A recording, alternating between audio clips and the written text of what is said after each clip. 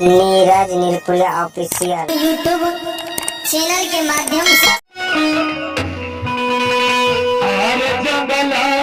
दुनिया आरामा बतानी जी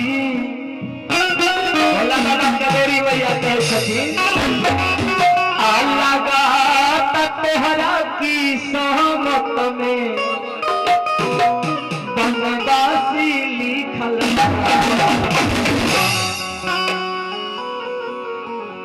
तब भोला बाबा कहे छथिन कि हमरा राशि में ये गौरा अकहिनासी लिखल हा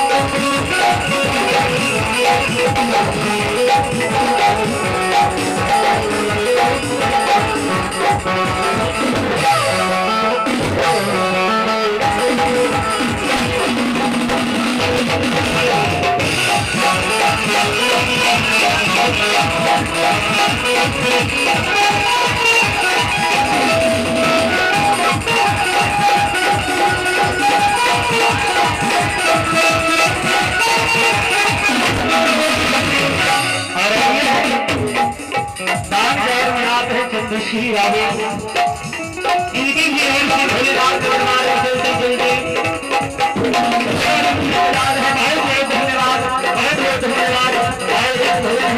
गौरी मैया कहती है भोलेनाथ से हे भोलेनाथ हो जाए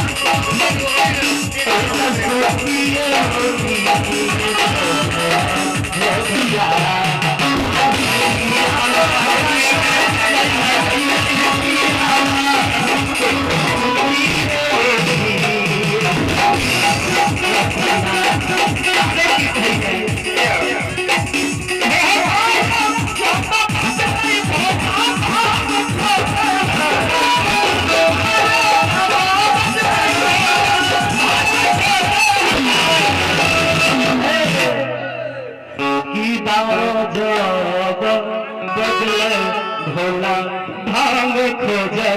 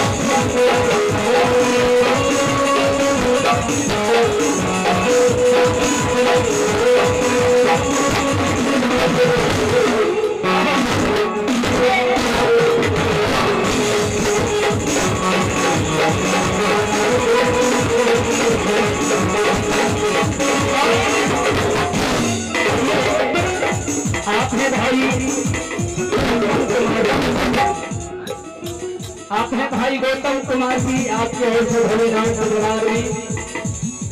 आइए आगे बढ़ते चलते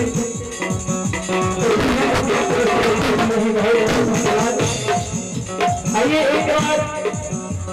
जब माँ गौरी अपने नैहर चली जाती है तो भोलेनाथ जी स्तुत भोग से कहते हैं रे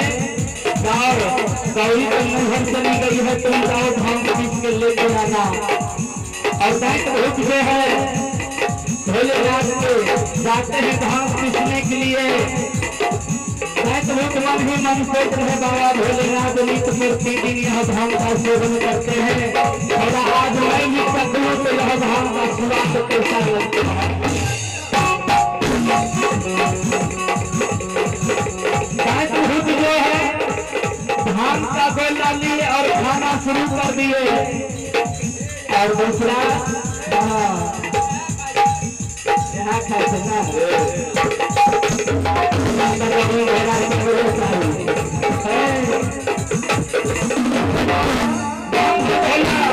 भूख खाते हैं तो दोसर वाला भूतवा जो है देख लिया है तो चोरी कर रहा है। भोला बाबा खा रहा है।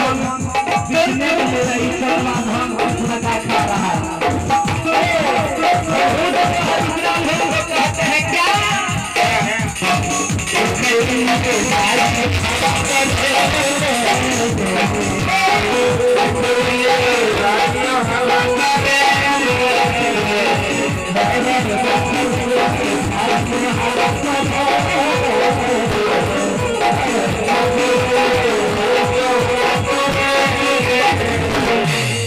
छोड़ल के रे भाव आ जे देखल के नहीं कल के देख लियो जाय छियो भोला के कहे लई चोराई के भांग खाइब करे भोला जी के जाय के कह दबो आ चोरवा कहल के रे भाई याद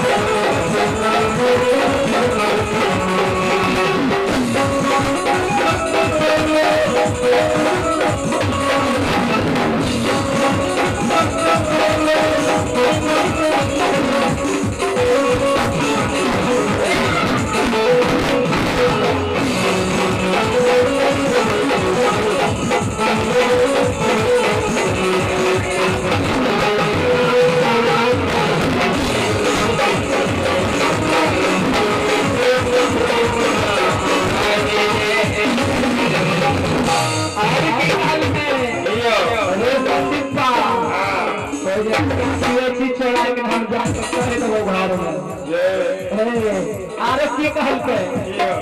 आ भगवान की बैके